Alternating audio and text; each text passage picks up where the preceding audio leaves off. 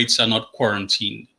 It's organized by the college as we try to contemplate the impact of COVID and the concomitant things that are implemented by various governments around the world and the impacts on workers and workers' institutions. And don't forget that as we deal with workers' issues and speak to the trade union movement, we've also been doing simultaneously discussions with members of credit unions, and that continues tomorrow. So you look out for another link to another webinar tomorrow at midday, hosted by the college's cooperatives department. So as governments around the world, as we said, have implemented various or variations of the stay-at-home campaigns, it's apparent that this strategy has disproportionately impacted the most vulnerable in our society. And that is evident by the hamper drives, all of the social welfare mechanisms that have been implemented, and not just in Trinidad and Tobago, but across the globe. So there's an admission that some persons are affected negatively by what is happening, and some more so than others, entire communities more so than others. So as we contemplate this new paradigm, in our view, we must be guided by some basic principles. And as the trade union movement, the basic principle that would govern their action and their activity would be the protection of workers' rights, whether those workers are unionized, non-unionized, employed, or unemployed. So today, our discussion, we want to focus on a few key things, and these things will guide the discussion. And of course, as we have our fluid debate back and forth, I'm sure that there are many other issues that can be raised and will be raised. So we want to look at strategies employed by the government to date.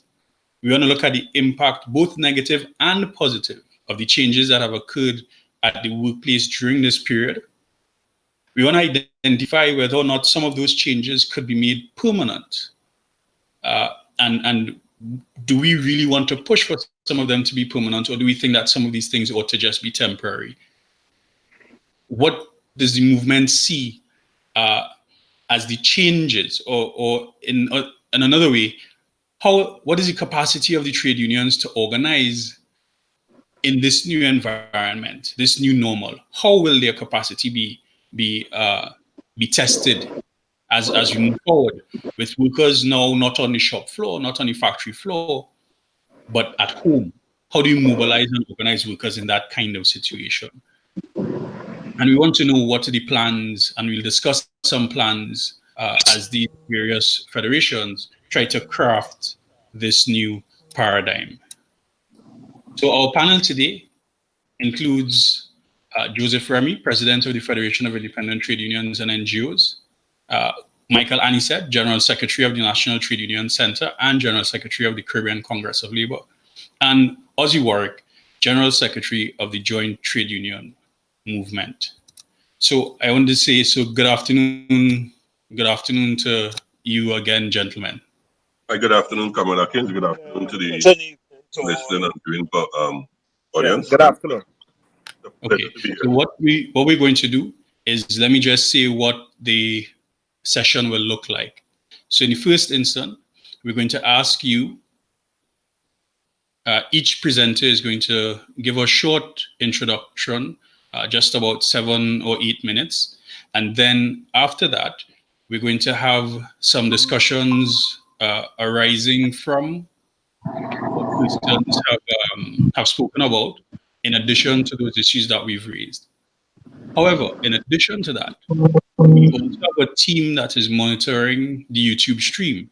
So if there are questions that you have and you'd like to get involved in the discussion, please post those questions in the chat window on the stream on YouTube, and we will pose those questions to our panel.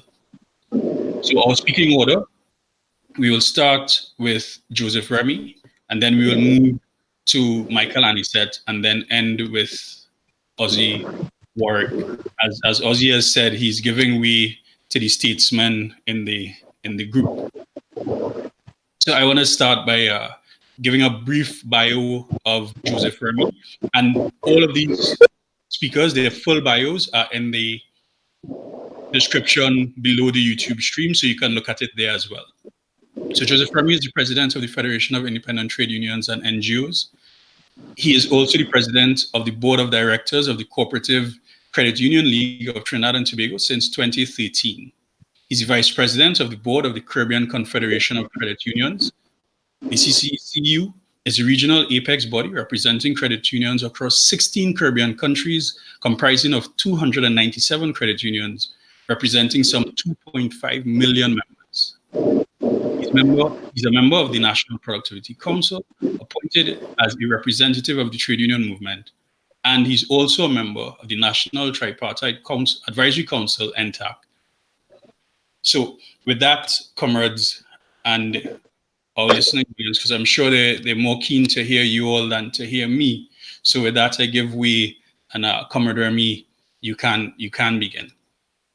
Okay, thanks much, Comrade Atkins, and again, welcome to Comrade Ozzy and to Comrade Anisette. And it really is a pleasure to start this particular series. And again, let me say, I said it at the Credit Union Forum, I am really heartened by the college's intervention in this particular circumstance. And I know Comrade Anisette sits on the board now, and we have had a passionate interest in the role of the Cipriani College of Labor and Cooperative Studies in promoting these kind of discourse and getting more involved in terms of discourse at the national level. So let me say congratulations to Cipriani for a job well done. I think you're on the right path, and I will hope that this will continue as we move on. I would really want to talk about the issues that we have been faced with at present, and I will go through quickly in terms of what is on the screen. And let me say we agree in principle with the statement that workers' rights must not be quarantined during COVID-19. We are saying that against the background that we see when this virus started, so we don't need to go into the whole scenario. What is important in this slide is the government introduction of regulations to the Ministry of Health in early April, which classified essential and non-essential businesses and mandated non-essential businesses to cease operations and mandated social distancing restrictions. And what was glaring from the onset is that the trade union movement was not considered as an essential service. There was no consideration for the trade unions to continue to give representation at their offices for and on behalf of workers. There was also no consultation with the movement in determining essential and non-essential services. And to us, it was really an implied intent to reduce the effectiveness of workers' representation during this period. And it was really contrary to the ILO Declaration on Fundamental Principles of Right at Work, and it talked about those things. The regulation and the accompanying restrictions were extended, and it's still on until May the 15th. And at today's date, we still have the same kind of case history that we are seeing now. What were the actions that were taken? One of the immediate fallout was the declaration of non-essential businesses, and they were forced to close, and there was the resultant job loss. We had stay-at-home orders. What was interesting was the Ministry of Labor's announcement of the workplace policy, which included arrangement for pandemic leave. We are still waiting to see that come to realization at this time. In terms of other action taken, we had a salary relief grant that was given by the government for 3 months because they understood that by closing down non-essential businesses, particularly the small business sector, and that is a critical sector which employs thousands of workers, and most of them are in precarious jobs, that those businesses were affected. They gave out some food cards and some minor things, in terms of providing some social relief. But what was critical was that the bureaucracy within the government services was exposed again. And people are still waiting on the rollout of those social services in a fundamental way. We are now seeing people now taking them up, or they are now being distributed. And to me, again, the absence of electronic government platform, a proper and effective platform to speed up the identification and processing of persons that we could have done that through a faster means, was obviously glaring, because there is nothing in place for that, and we were not happy about that. How did that affect workers? Workers were forced to stay home with no clear policy direction. Workers didn't have adequate technological equipment. There was no on-site or in-office union representation, as I said before. They really diminished the shop floor representation. and there was no opportunity to organize and mobilize workers because of the social distancing policy that came into effect. The positive impact on this was that it forced companies and businesses to use more technology to execute job function. There was less exposure to the stress of traffic commute, and people who travel from east to Port of Spain and south to Port of Spain will know it's a 3 and 4 hour drive into Port of Spain before you get to productive work. There was improved health and safety practices in some instances. They were forced to do that. They were forced to have staggered and flexible working hours. And what was then considered to be menial and scum jobs were now discovered to be essential jobs. On the negative side, workers were forced to use technology to execute job functions without adequate training. They were also forced to work at home, simultaneously executing family responsibilities and job function at the same time, with the dangerous potential for stress and mental health fallout. And I heard a professional spoke to that this morning. You have to see a single parent have to see about children while executing the job function at home in an environment that is not set for that. And then there was inadequate technological equipment and facilities. There was no on-site worker and trade union representation. There was a greater exposure to the risks with the virus by having people stay on the job in the essential services. There was an environment of job security, uncertainty. And then there was no tangible, up to now, no tangible recognition and reward system for the newly identified essential workers. And you could see it from the proposal that was placed forward to the sanitation workers of a 1% over 3 years.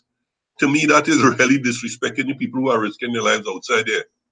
What is the opportunity for permanent change in policy? I have not seen no great opportunities based on what was put in place. But the work from home policy is, if you have mutually agreed policy and procedure guidance, it must not be an imposed thing. It must be agreed where there are RMUs and agreed where there are workers with workers coming. We'll talk about it later. And I believe we could see enhanced OSH guidelines. Then, in terms of the trade union capacity to organize workers, because of the absence of any on-site representation, it limited. And then the restriction for mass gathering, plant meetings, shop floor meetings, shop steward, COSABOs and things, all those things were abandoned. They could not have taken place.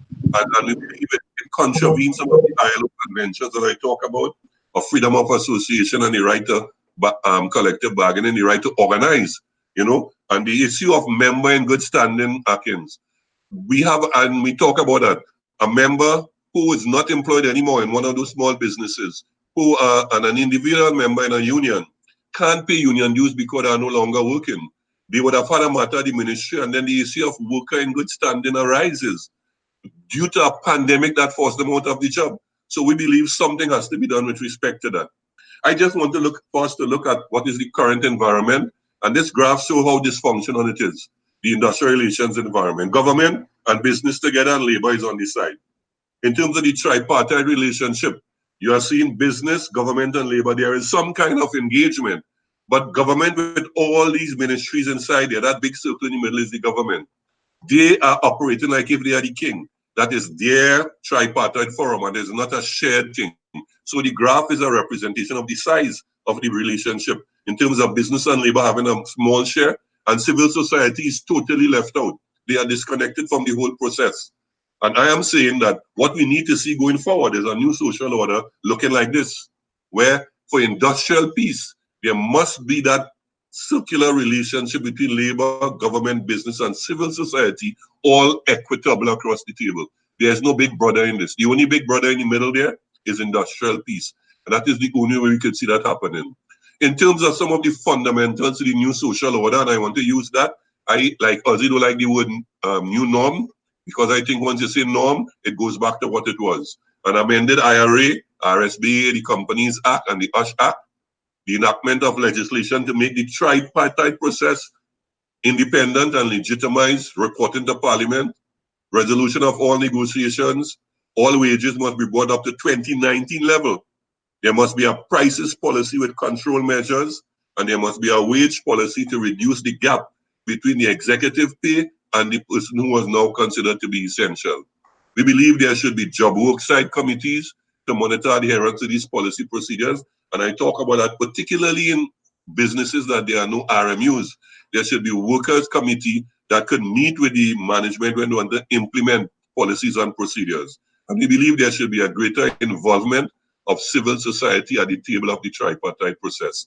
So in the time allotted, Atkins, I think I try to give a perspective on where we are. I know when we engage in the more interactive discussion, we will talk a little more. But that is where Fighton sit at this time in terms of that particular situation and what we see as the current circumstances that prevail at this time. Thank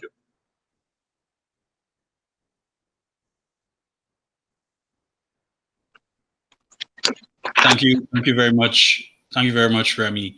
I think that is an excellent way for us to start.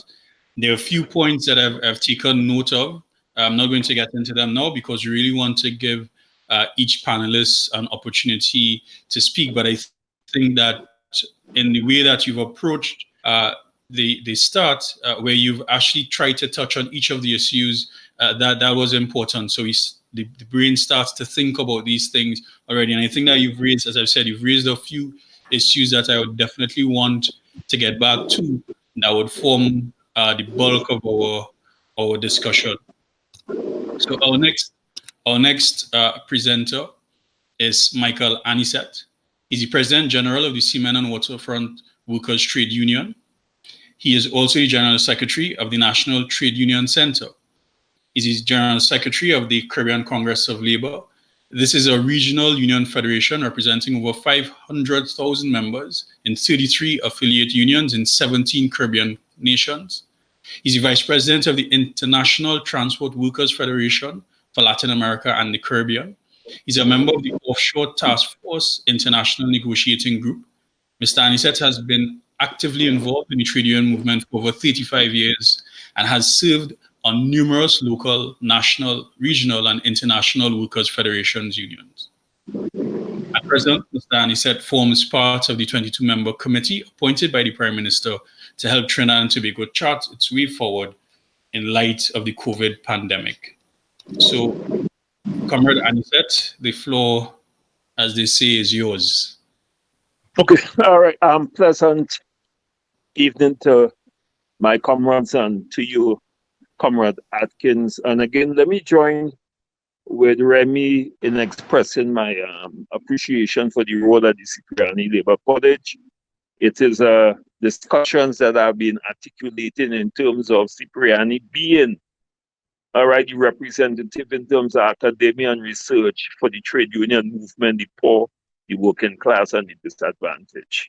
And today, and a lot of other days, and allow me to also say that you're also hosting the Secretariat Office for the Caribbean Congress of Labor, which is a very good venture. Having said that, because Comrade Remy would have touched on a lot of issues, and for purposes of not repeating those issues and them, I would like to just make some fundamental points. One, what this pandemic has done is to expose the vulnerability of our society. It has exposed the vulnerability of the fundamentals of what we call politics in Trinidad and Tobago. What it has done, it has shown that there is a lot of vulnerable people within our society that we have never paid attention to. And therefore, the issue to me is how do we address that as a trade union movement? How do we start the conversation where we'll have a just and better society? How do we start the conversation where communities will now be given ownership and power as opposed to the present system we have in Trinidad and Tobago, where we talk about democracy, and the democracy is defined by you going on vote, and after that 5 years, okay, you don't see the politicians. A democracy that doesn't really have buy-in and empowerment of the general population in terms of decision-making process. So that I am saying that the pandemic, has exposed all those vulnerabilities. And we have a responsibility as the trade union movement. And this conversation, I believe, is a starting point. to start to articulate and start a new narrative in the context of the kind of society that we want. We cannot go back after this is finished to the old way of doing business in Trinidad and Tobago. We cannot accept, and I want to contextualize what I'm saying. The Honorable Prime Minister, in his speech on April the 20th, right, spoke about the lack of inclusiveness, collaboration, and partnership. And he said COVID-19 would have unmasked the inequality that exists in the economy and society in general. And when the trade union movement made a statement about the 1%, we were taken to task by every news media, by everybody. But here it is. A pandemic has exposed the very vulnerability that we were talking about as the trade union movement. And the Prime Minister himself admitted that. And you didn't have to wait for a pandemic to understand what is happening, because our society is geared towards a certain group of elitists, political and business and finances and people with money who controls and dictates what happens in our society. So that the pandemic, in my humble view, is a blessing in disguise.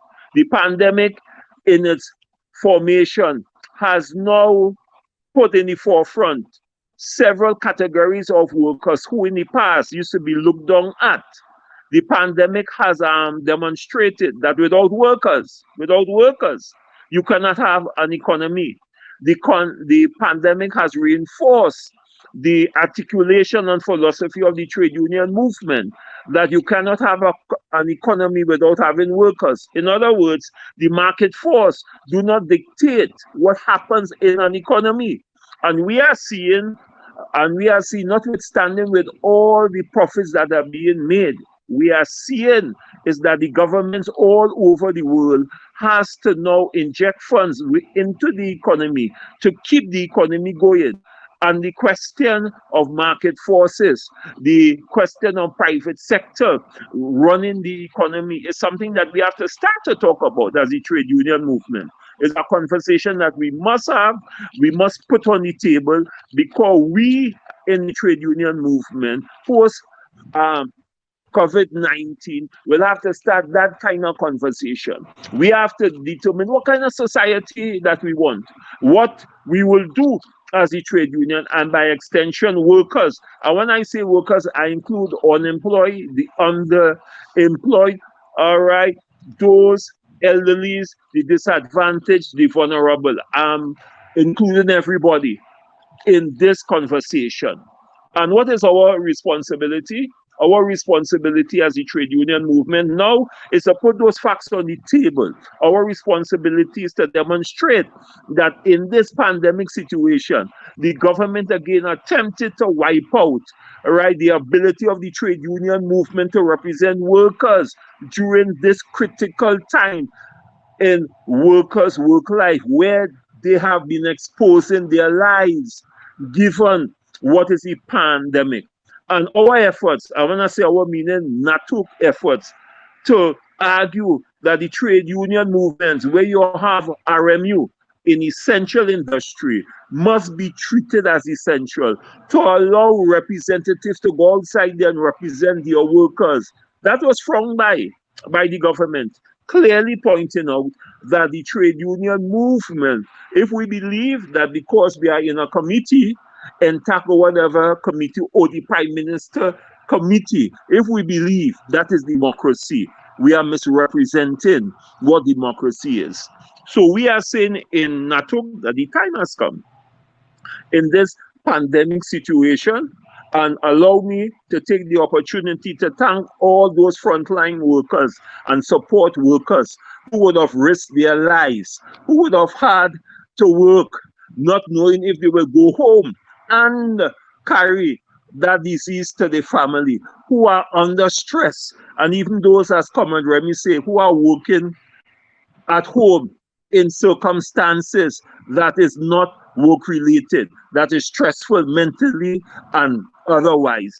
These are things that we have to look at, These are things that the trade union, we have to collectively, and I'm making this point, collectively sit down and come up with a trade union agenda.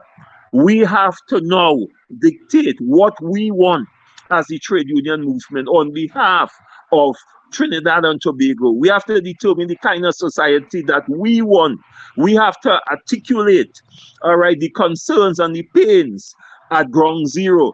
Because as I speak to you, and let me assure you that there is no articulation for the pains that is suffering by the vulnerable people. Yes, you give out a little grant, but let us analyze that. The minimum wage is $20, right? The minimum wage is $3,466, but the government grant is $1,005. Let us be serious. Let us be serious in this country. That is a disrespect to any worker.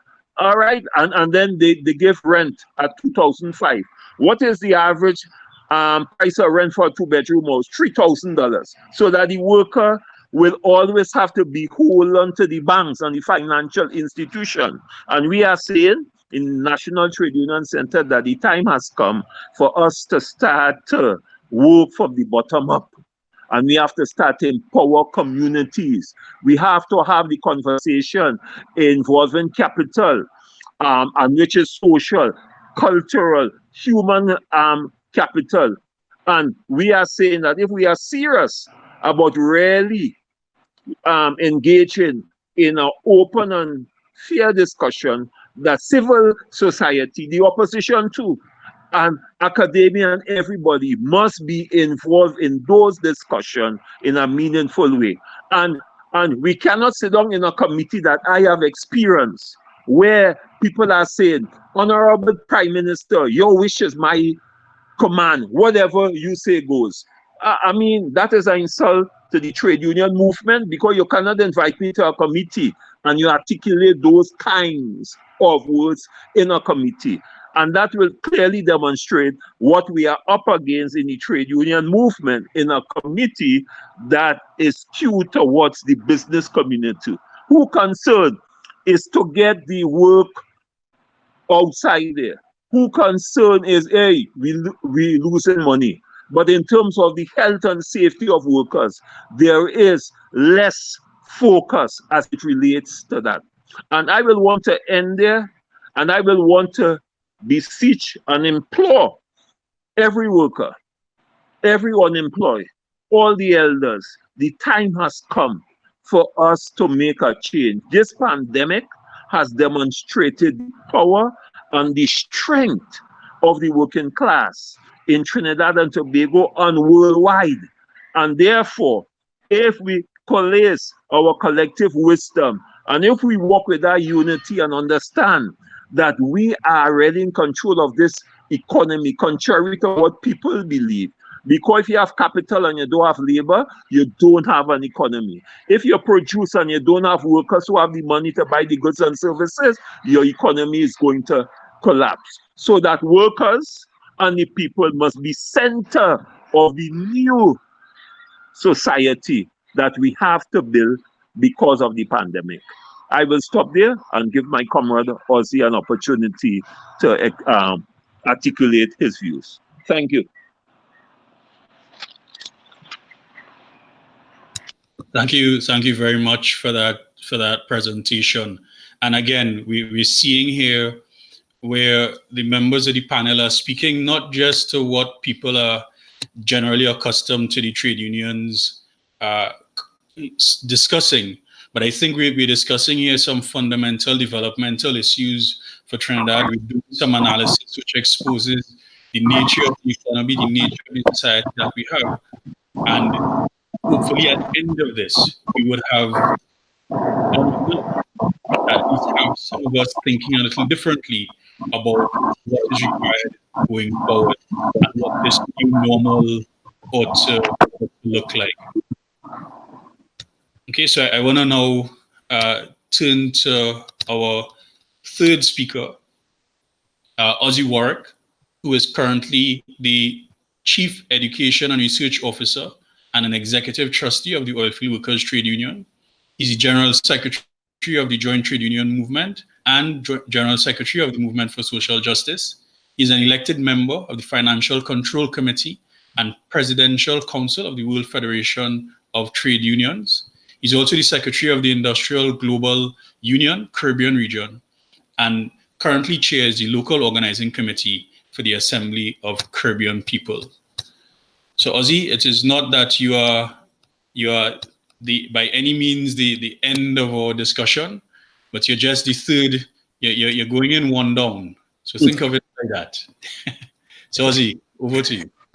Yes, thank you very much, Comrade Atkins. And of course, I feel privileged to be on this panel with two very, very experienced trade unionists, Comrade Michael Anisette, General Secretary of NATUC, and of course, Comrade Joseph Remy, President of Phyton.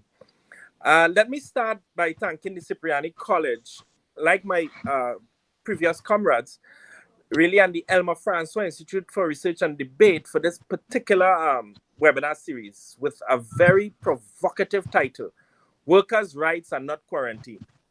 Nothing could be as clear as that very strong but correct statement. I particularly like the fact that it was not phrased as a question, because I see so many seminars and workshops where they pose it as a question.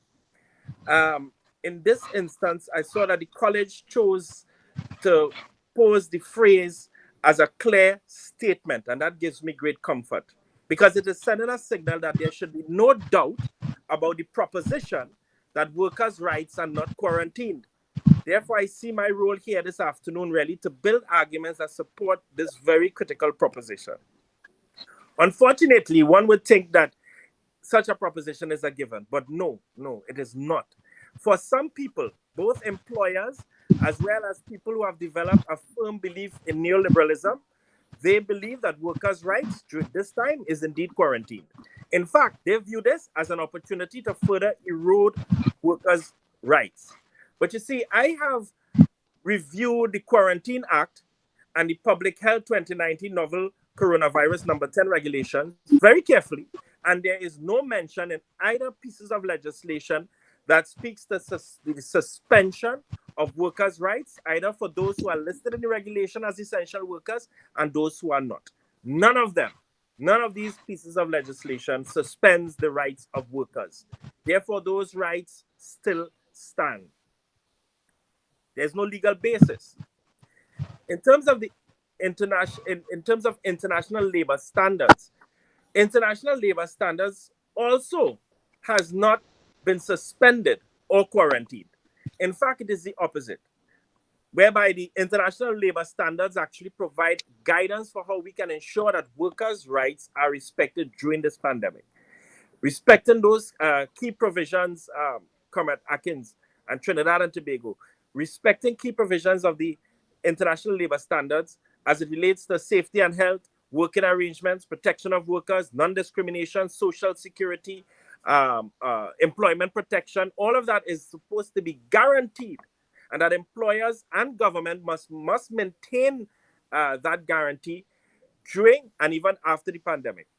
In fact, the international labor standards contain specific guidance for ensuring that decent work in the context of the crisis response include guidance that could be of relevance to the outbreak. The Employment and Decent Work for Peace and Resilience Recommendation 2017, it's known as Recommendation 205, that emphasized that the crisis responses need to ensure respect for all human rights and rule of law, including respect for fundamental principles and rights at work, and of course, for respect for international labor standards. So now let me come to Trinidad and Tobago in terms of national labor, the legislative framework. The rights that are enshrined in the International Relations Act, the OSH, the Minimum Wage Order, the Retrenchment and Severance Benefit Act, the Maternity Act, the Trade Unions Act, etc. Those rights, I wish to repeat, for Trinidad and Tobago, for all workers and also for the employers, those rights have not been suspended. They are still very much in existence, and therefore they have not been quarantined. Rights such as health and safety at the workplace, minimum wage, hours of work, your payment of overtime rates, meal and rest breaks, vacation leave, sick leave, maternity benefits. So therefore, there's no legal basis for the unjust actions being taken by employers, including state bodies and ministries, to violate the rights of workers. You see, in reality, even though there's no legal basis, employers are still violating these rights with impunity. In fact, they're using the pandemic as an excuse to further violate and erode workers' rights. And in the cases where there's a recognized majority union, employers are blatantly violating Section 40, which requires the company to consult and discuss with the recognized majority union before they vary any of the terms and conditions within the collective agreement. And they are not doing that. In fact, they are using the pandemic as an excuse not to even meet and treat with the recognized majority union, in plain violation of the IRA, which, as I stated earlier, has not been quarantined. There are also instances when there is an agreement that have been reached between the union and the company. Companies are blatantly violating the agreement itself, So you would think that whilst we understand that these rights still exist and should still be respected, for some reason, it got into the heads of employers that indeed those rights seem to have been quarantined. There are companies and employers who are varying workers' contracts unilaterally. Now, this is a major issue because you know what happened? A lot of workers actually do not realize that even if you're on a month-to-month contract, it is still a contract. And an employer cannot vary that contract without discussions with you or without consultations with you. So simply these decisions or actions by employers to simply not pay workers or reduce their pay or reduce their hours are all variation of those workers' terms and conditions as contained in their contract. So I think that is something a lot of people take for granted. And I think it's very important that we reiterate that an employer cannot unilaterally vary the terms and conditions of your employment. But here's the other problem. Precarious work. You see, precarious work indeed has a long history. And this mode of organizing labor for production of goods and services is not necessarily new, but neoliberalism has intensified and accelerated the patterns of precarious work, which in fact shift the global organization and governance of production and reproduction. Now, the COVID pandemic has revealed the proliferation and prevalence of precarious work in Trinidad and Tobago. In fact, it is a model that has been accelerated right here over the last decade. And a clear example of this has to be the revelation with the amount of employers who have not been paying workers NIS. Now, the truth is that it's not a revelation because it is something that we all knew. We all knew it, but here's what happened. As a society, collectively, as a society, we became convinced that it was socially acceptable once the worker had a job. We have to consider workers in the informal sectors. Was there anything put in place for domestic workers? What about domestic workers? And what about so many workers who are in the informal sector? And there are tens of thousands of workers who are working in precarious work. One of the things we talk about, and my both comrades mentioned the salary relief, so I wouldn't repeat that. But one of the things that that you're not hearing a lot of was supposed to be something called the rental assistance relief, because so many of those same workers in precarious work are really renting, and up to this day they still don't have the forms for those for that relief. So which means we could find comments very soon that thousands of these workers are going to be on the streets, so they can't find food, and now they are going to be placed on the streets.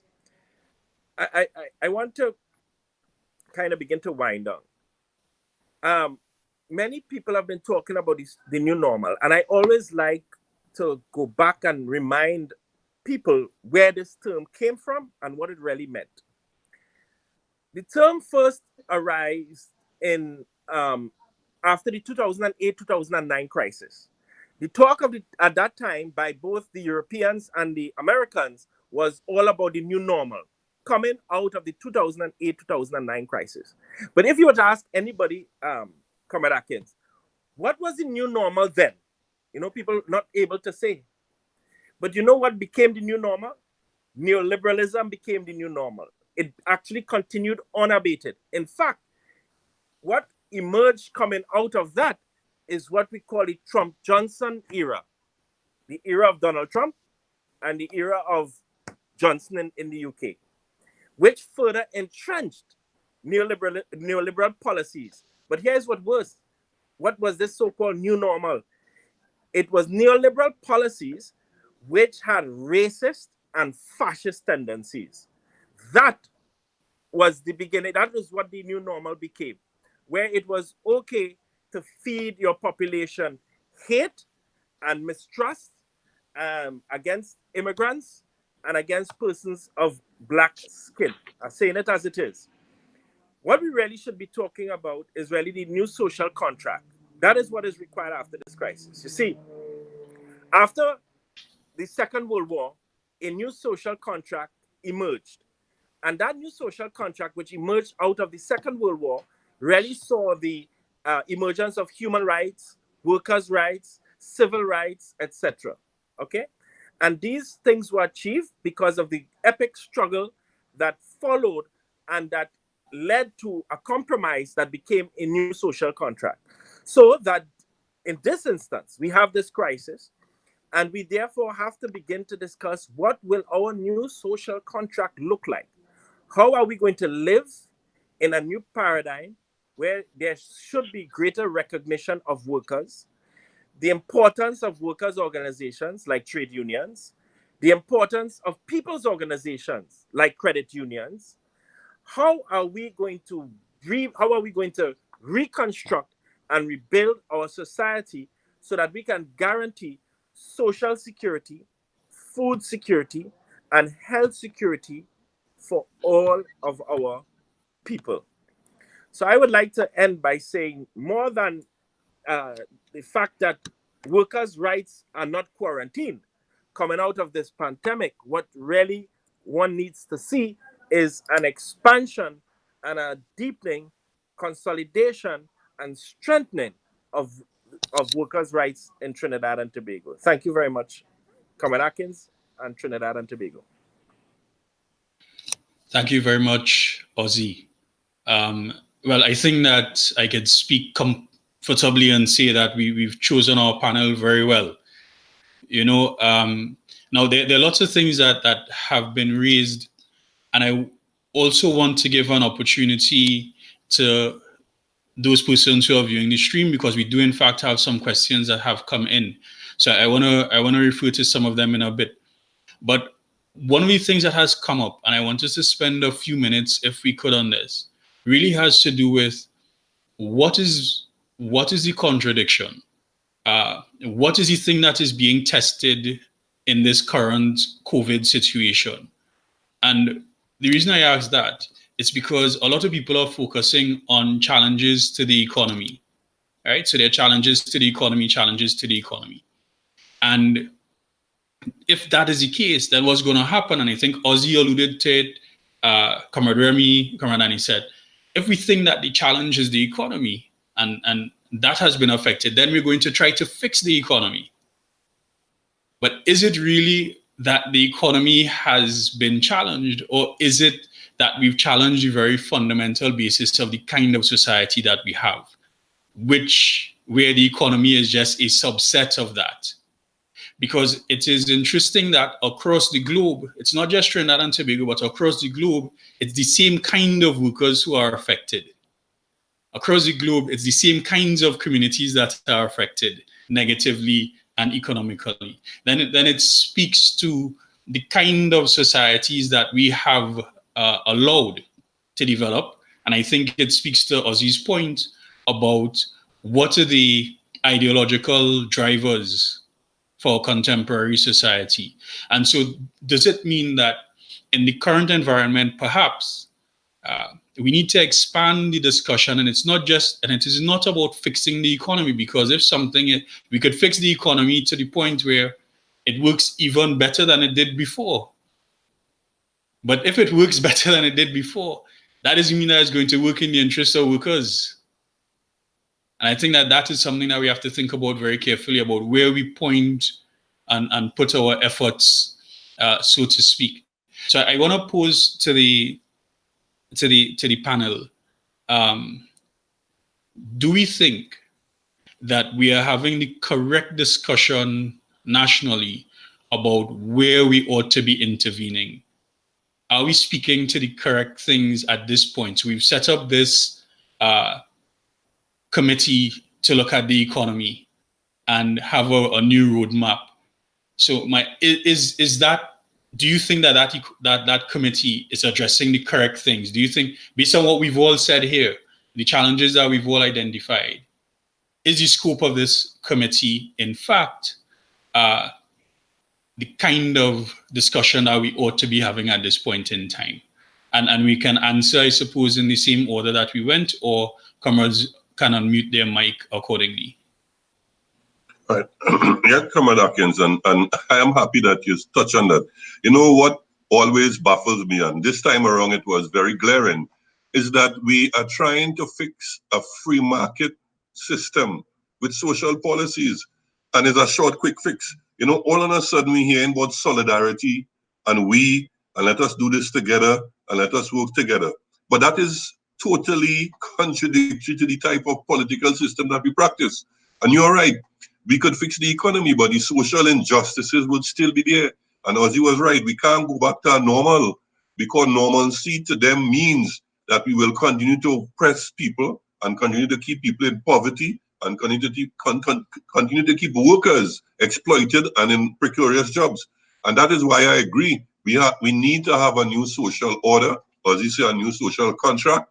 We're speaking about fundamentally transforming the political system that will now give rise to a different kind of economic system. And you're right, we could fix the economy tomorrow. And you hear all these economists, they always speak to the issue of development, and they always do it in terms of econometrics. So they measure human being satisfaction from a mathematical perspective, and they put those things outside there. And I always use a term, I told Ozzy that, and I got it from a book. It's the econocracy. It's about those economists who believe they alone have the solutions, and they talk in a language to keep other people out of their discourse. And it is deliberately done that way. And that is what I say. The college is at the hub of bringing about a different discussion, and I'm glad discussion has started. This is what we need now. We could fix the economy tomorrow. The social injustices will still be there because the political system is still ravaged by this whole neoliberal and free market system, that they are now trying to use short-term social quick fixes to bring it back in order and then go back to the normal. That is why they say the new normal, back to the old plantation economy and exploit people, extract all the things from the society and push it out. So that is my response at this time.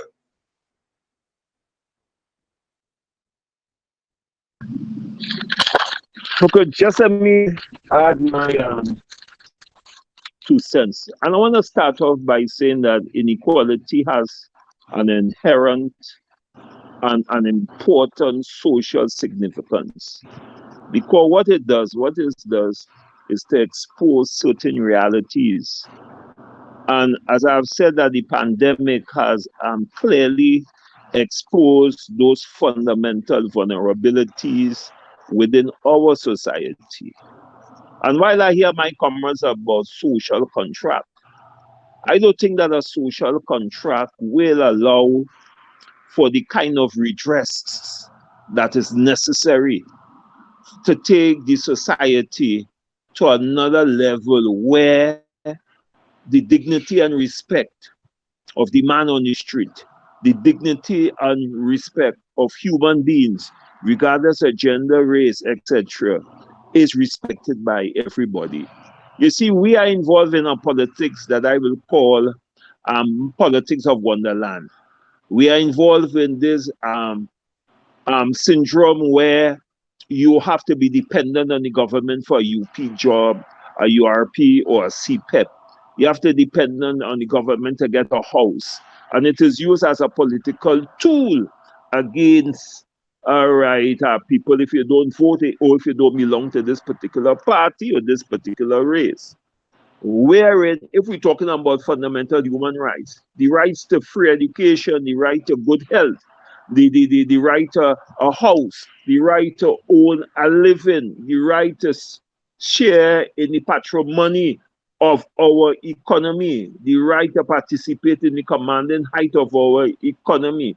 Those are fundamental human rights that we appear to forget because we allow a political system, all right, to be imposed on us that never took into consideration our history and our culture as a people. It was a political system that was imported from foreign, lock, stock, and barrel. And I am saying that if we want to make the changes that we are talking about, we have to have the broad-based discussions.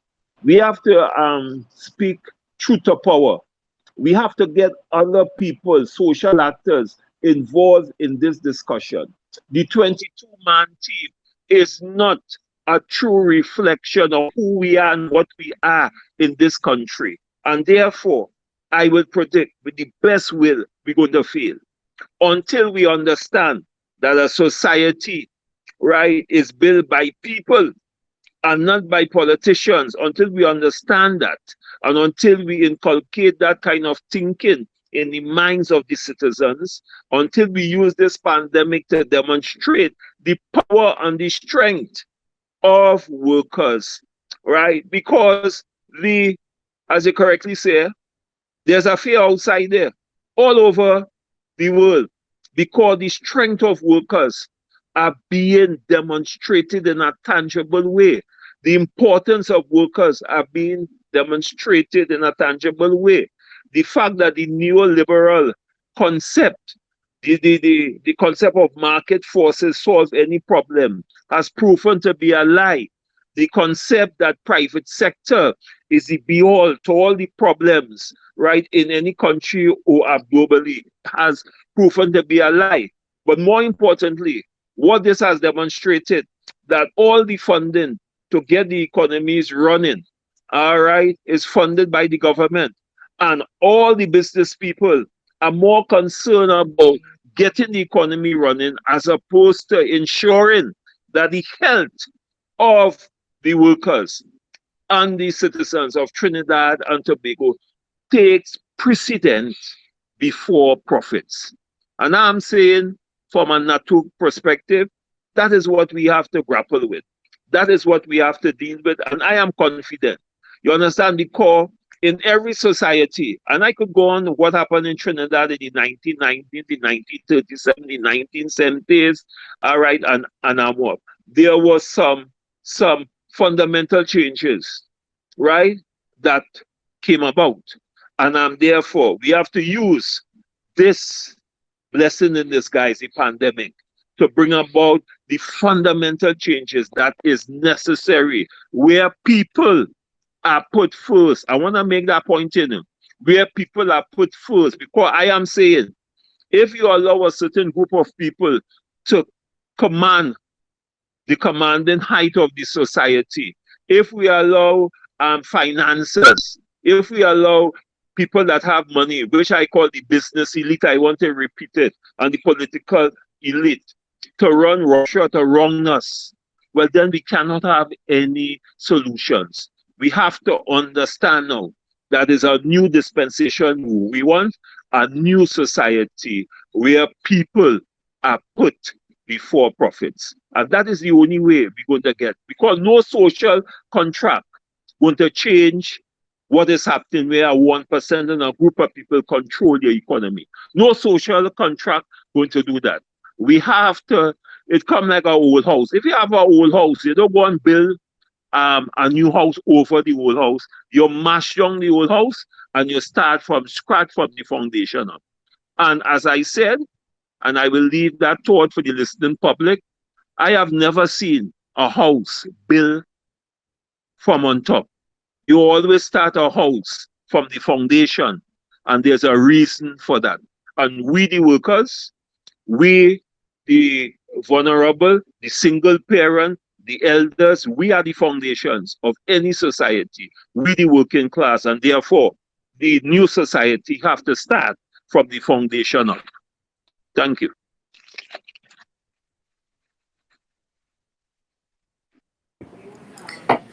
Yeah, Akins, I think you would have raised a really deep question. What is being challenged? The virus is challenging neoliberal capitalism. I mean, I'm not sure we could jump high, we could jump low, we could try to hide from it as much as we can. That is what is being challenged. And let me give you a very practical example of what I mean. We as human beings are going to have to make a choice, and a real deep choice, about what will be the structure of the social and political and economic relations that is required for human existence. I remember when at that time the numbers in the United States was was going up, I mean, at exponential rate. And I paid particular attention to the stock market. That particular day, or the day before, the United States had something like almost 1,800 deaths. These are human beings who died the day before. So I decided, let me see how the market is going to respond to this. But it was the same day in which Donald Trump announced the relief packages to the Congress. Do you know what the market said the very next day? After 1,800 people died in one day, the market showed a marked increase, responding positively to the fact that there was going to be a $2 trillion bailout package, and ignored the fact that 1,800 people in the United States had died the day before. It is the irrationality of neoliberal capitalism that is coming to the fore. When you consider the fact that the market-driven economy really has failed, and the United States is a very good example, and I'm using them because look where they end up. They have ended up at the center of the pandemic. You would have seen, and I mean, I could not even believe it, because we are talking about human beings, where states were competing with each other to get ventilators and other life-saving medical supply. I want that to sink into people's consciousness, that at a time when hundreds and thousands of people were dying every day, the inherent irrationality of that capitalist system had states competing, not in solidarity with each other, not coordinating, not coming together, not cooperating, but competing to get life-saving medical supply. And then now let's talk about the global supply chain for food. We have built our neoliberal capitalism around the idea that, listen, you comparative advantage, so that you need to import most of your food items. The idea of food sovereignty or food security, they said that those ideas are socialists and should not be considered at all.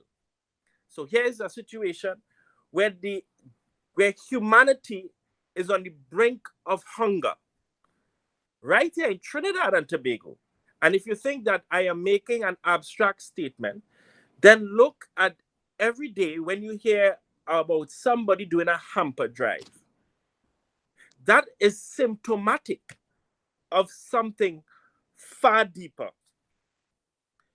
And I mean, I can give Akins, my fellow comrades, so many examples, but I will not. That is how, to say quite frankly, Akins, that question you asked there requires a 5-part series, because we need to really go deep and analyze and understand what was this capitalist system that we built that became especially after 1989, that became the only form of human structure, the only form of human organization to fulfill human existence. And I think that is at the heart of it. So when you ask, that's a real powerful question. What is being challenged? Simple. Neoliberal capitalism is being challenged. And what is going to happen is capital is going to try to find a way to come out of this crisis, as they have done so in 29, as they have done so after World War II, as they have done so after 2008, and after crisis. And you notice that the crisis in terms of rates are coming, and they're coming faster and faster. And I think that is really the question we're gonna have to ask. Does neoliberal capitalism really the model of human organization that will ensure the sustainability of our species, and to help see that all members of our species can at least live a life that is fulfilling? I think that is what is being challenged. Thank you. Yeah, absolutely. Thanks for the responses, comrades. Because you see, the reason I asked that question is that we could get tied down or bogged down in responding to fires without addressing the root cause. And we can look at this as an economic challenge, or we can look at it as a social challenge and a societal challenge. Now, as Ozzy said, this conversation here and that question could lead us into the 5-part series starting now, and we could go until the end of the week. But what I want to do now is I want to give an opportunity for two things. One, I want to ask our panel now and commit you to perhaps joining us again at some time next week, early in the week, so that we can continue the discussion, because I don't think we can get everything done now. But also I want us to give an opportunity to some of the questions that have been coming in from persons who are viewing us on YouTube. I think we're just over 120 or 130 viewers at this time. So I want to just give them an opportunity to get involved. So one of the first questions that we have, I think it ties in very nicely to what we were discussing about how the economy works. And that is, how is the trade union movement, or what is the view of the trade union movement on the way that small and micro businesses ought to approach the question of employment in this period? Because a micro or small enterprise is not necessarily in the same financial position as a conglomerate. So how do they deal with this question of maintaining salaries and maintaining workers' level of sustainability and the ability to take care of their families and so on in this environment? Right. So what would you suggest as a way for the smaller enterprises to deal with this pandemic and this current scenario? Comrade, that is a very difficult question to answer, because I am feeling it for the small businesses. You know, I live in a community where I have seen two shocks that would have impacted negatively on small businesses. One is the still confusing and, to me, illegitimate close off the Petrotrin refinery. I live in Gasperlo, which is one of the fence line communities to Petrotrin, and I have seen the impact on the small business sector by the closure of the refinery. And while they were now recuperating, they have now to face this pandemic. The challenge they are having is that they are not in a position, as you say, to have reserves that they could rely on. And I think one of the things small businesses have to do now, they have to depend on government support. There is no other way out. And I think they are the ones should be getting the liquidity support from the government. And there should have been a fund that should have been set up. Two funds, I believe. One is to provide support to these small businesses in times like these. And two, to take care of the employees through an unemployment kind of insurance situation, which we have been articulating for quite a while, so that the employer would not, particularly in these small businesses, would not have to be bogged down with worrying about paying employees' salaries immediately. in the interim when we try to navigate ourselves out of this pandemic. So to me, their only solution now is to seek out assistance from the government and then restructure themselves in such a way that they could contribute in addition to having it invested in this fund that will allow them to build that kind of reserve capacity as a small business. And there should be some requirement by those small business developmental foundation and funds that inherent in the accounting system should be a reserve requirement to take care of circumstances like this, because they are going to find themselves in a similar situation. I'm saying that because of what I know exists in the credit union movement. Every credit union by law must put aside 10% of their surplus requirement every year towards a reserve fund before they do the distribution of surplus to their members. And I think we could start to pattern some of those inherent built-in support systems that are there in the cooperative business model into the other business model so that they could have sustainability during this period. That is my take on it at this time. Thanks, comrade. Anybody chime in? Yeah,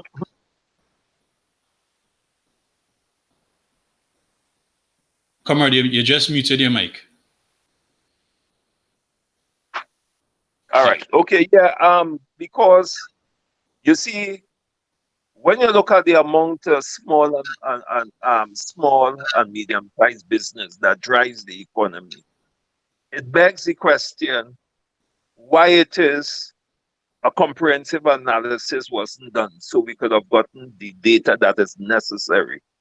So the required assistance could have gone to where it is needed. And I think that is lacking in Trinidad and Tobago. Because when we take our decisions at governmental level, it's not data-driven. It's not evidence-based. And therefore, as the comrade is rightly saying, the small and medium-sized business people, they are hurting more than anybody. And again, it brings me back to the question that I continue to ask. We have to concentrate on the most vulnerable, all right, people within the society. And the small and medium-sized business, they are vulnerable. The banks, I mean, when I look at the declaration of the profit from Republic Bank today, I mean, it's amazing. All right, and therefore, it brings me back to champion a concept, which is cooperative banking, which is small and medium-sized business must understand and which we must start to target, because the evidence outside there is in times of recession and in times of depression and in times of these kinds of particular situations, because of the concept of the cooperative and what cooperative banking is, that the cooperative banking stands more resilient than all those big so-called PG Morgan and Wells Fargo banks and all these banks. All right. And therefore, the conversation that I am always talking about, community first, community development have to start. And it could start from us looking at cooperative banking, right, for these groups of people, as opposed to the normal banking who puts things on a moratorium and you still have to pay it and they still taxing you, etc., etc. Again, the question of a new model of society from the foundation up has to be right in the conversation, and we must start that conversation now. And again, I want to thank you all for the opportunity of starting this conversation, and I'm confirming my availability for next week in advance. Ozzy. Yes, thanks, Akis. And I believe both Comrade Remy and Comrade Annie said, I think, would have, very comprehensively answered that question. But when you ask it, something jumped into my head. So please forgive me, and I really hope that the listening audience could bear with me a little bit. When you ask how can small businesses cope? How are they going to survive? But you know what ran through my mind? Virgin Atlantic.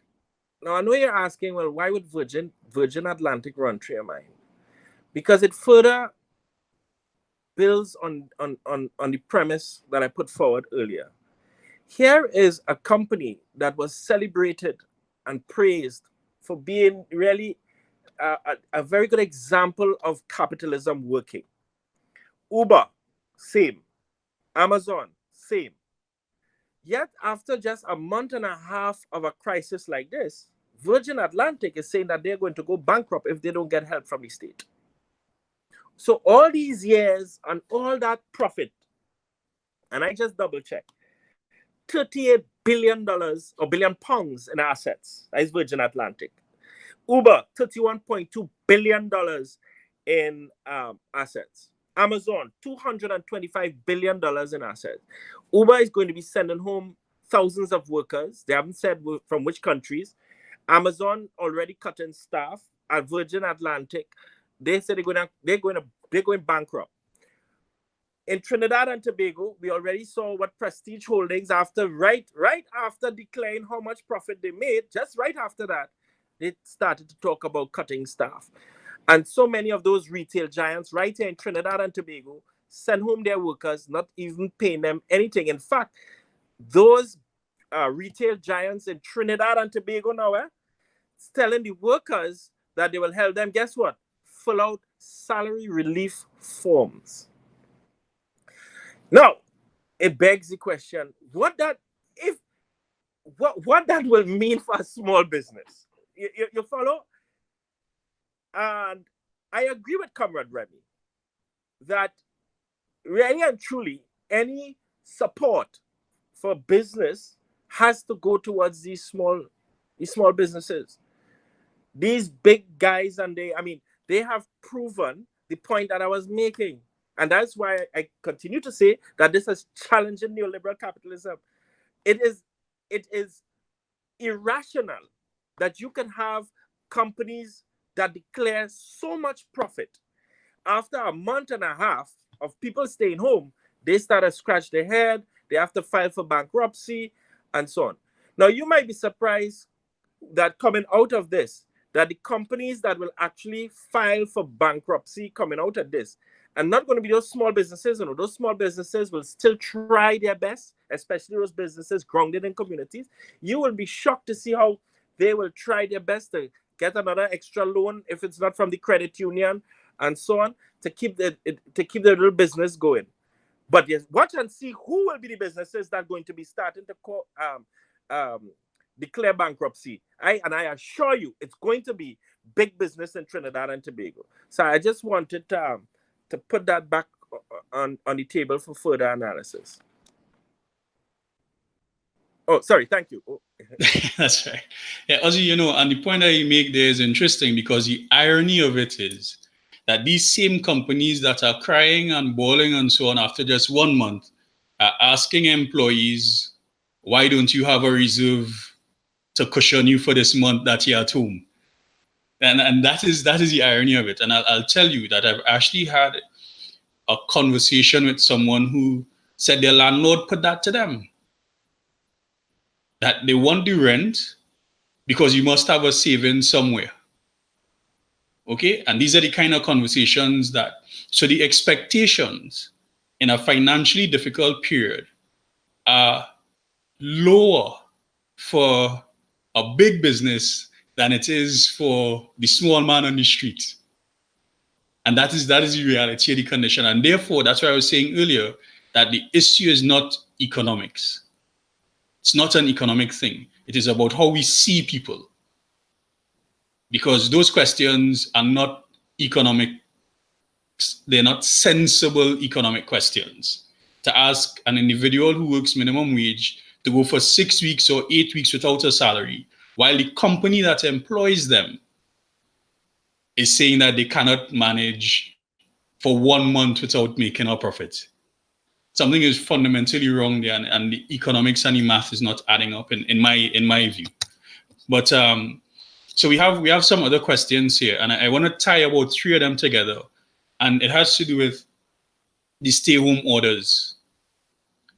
So the stay-home orders have produced some interesting dynamics where some companies have in fact used that to circumvent, as you said, RMUs. But imagine those companies that don't have RMUs and those workers who have been sent home without letters, without an indication of what kind of what's the situation.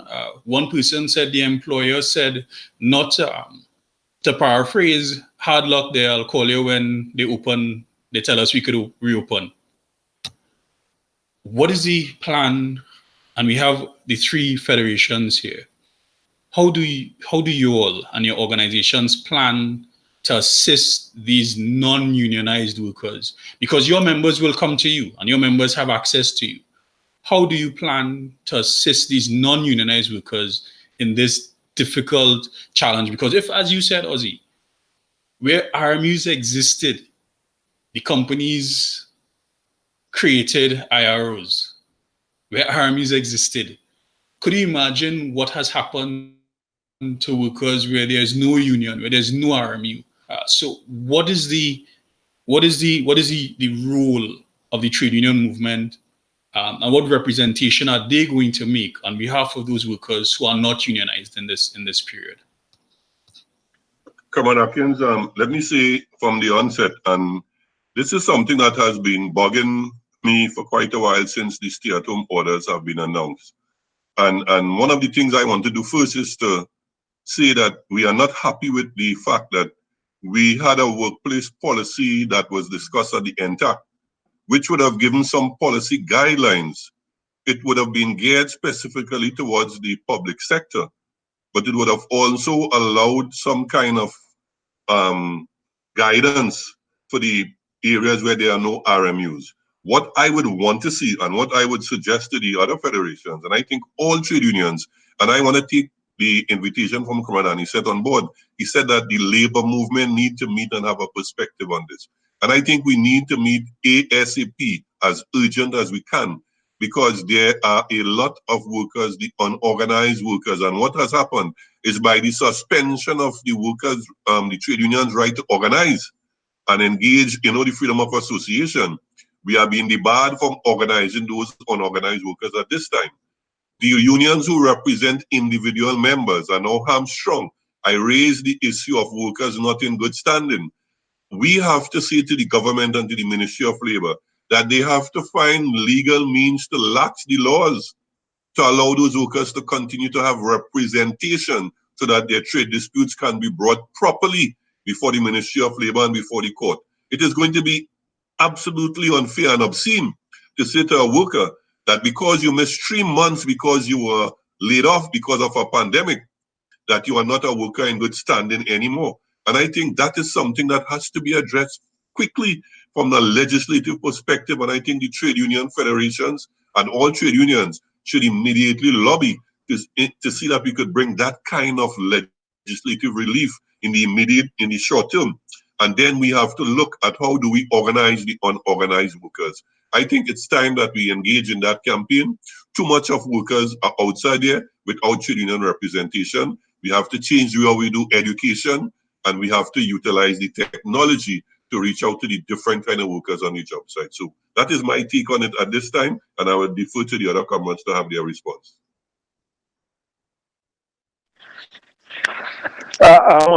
Comrade, you may recall that the NTAC meeting, we would have been discussing characterizing the whole question of unemployment insurance. And the trade union was very vociferous as it relates to that particular issue.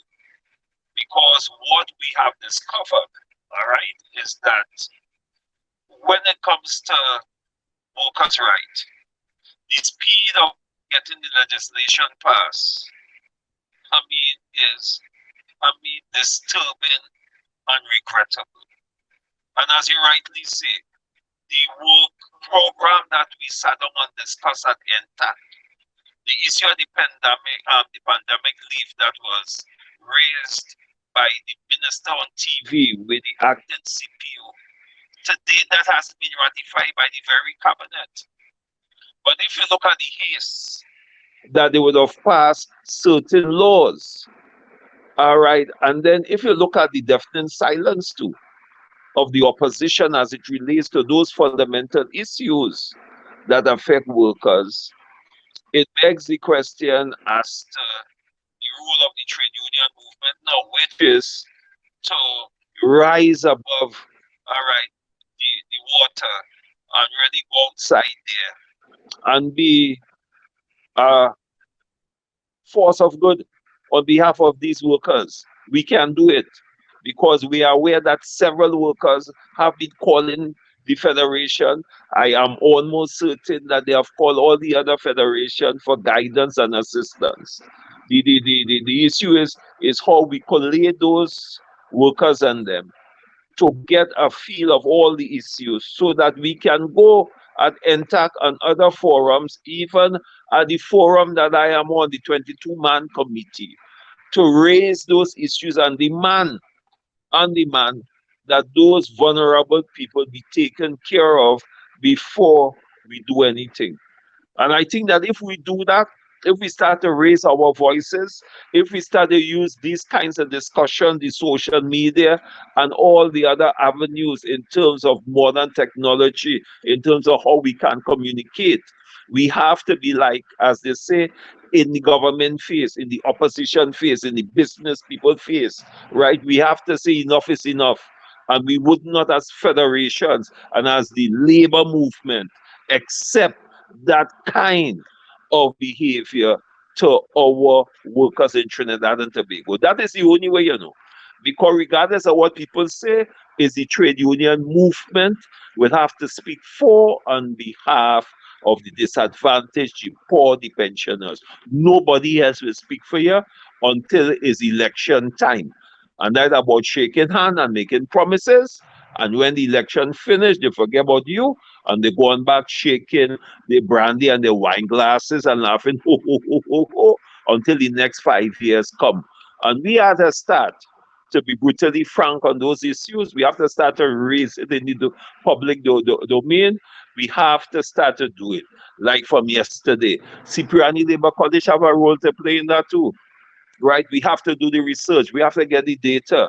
We have to open some format, and I need guidance because there are so many different platforms where the labor movement, as a labor movement, open a forum where any worker who is affected, unionized or non-unionized, can now log into this, put your issues on them so that we could start to articulate them right in the public domain. That is the approach that I see. That is the only approach, in my humble view, that will make sense. That is the approach, in my humble view, that will resonate and encourage the unemployed, all right, the underemployed, all right, the minimum wage workers to come together and to understand that your salvation is not within the political parties, but with the trade union movement and the labor movement. That is where we have to go. Let us use the technology to get the information, set up a line, whatever it is. Let us talk to our IT experts so that these workers and them can log in and put their grievances and we can make representation. We could come together, right, and dedicate several leaders and them and several of our officers whose responsibility and tasks will be to address those specific issues. We could do it. We have the capabilities, we have the ability. So let us do it. That is my view. Thank you. I'll be short because I really think that Comrade Remy and Comrade Annie said they said everything there is to say about this. I think definitely, comrades, we should quickly and very, very quickly put our heads together. So because this actually could be a really incredible opportunity for the trade union movement to be strengthened. So I there's very little else for me to say other than the name of your institute, the name of the institute that is hosting this particular seminar, Elma Francois.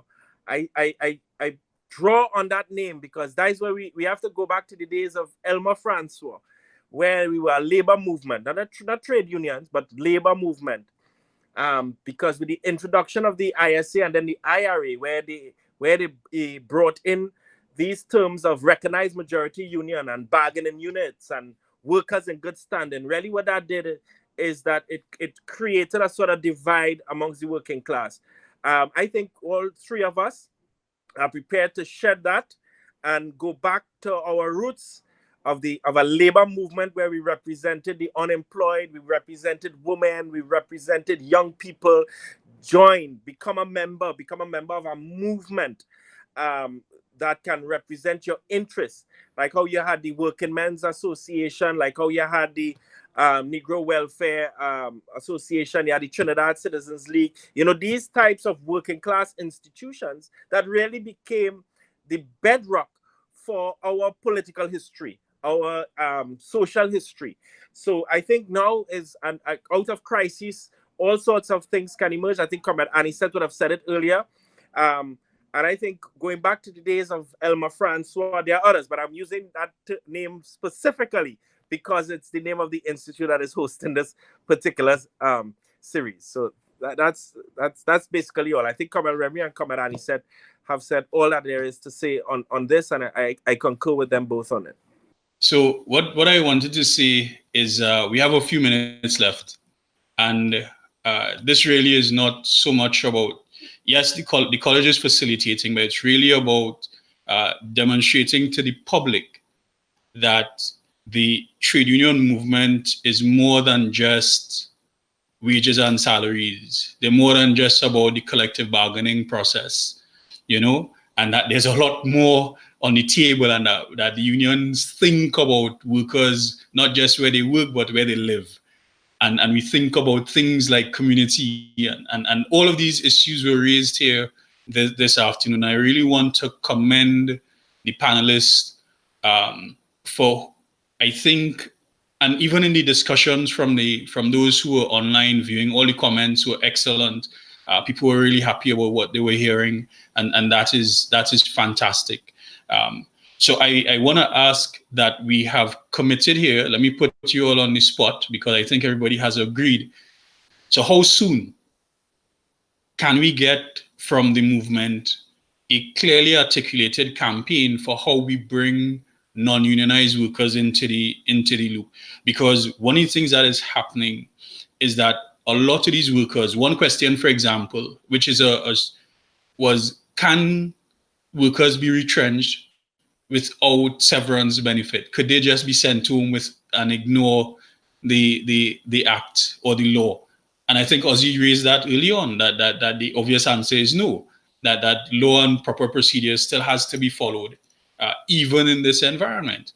But I think that a number of employers took advantage of the situation, and workers started to be sent home upon the announcement of the initial lockdown, which is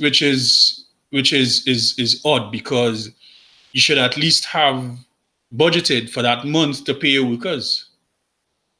So could you send them home almost immediately upon the announcement? So something doesn't sit right with that. So I wanna thank again our panelists. I wanna thank everyone who is viewing and listening to us. Next week, we've agreed that we'll come back. So perhaps we can determine that maybe Monday or Tuesday. I will reach out to you all and we'll determine whether we're going to do this on Monday or Tuesday. But also, I want to also say now that we're having our next panel will be a regional panel.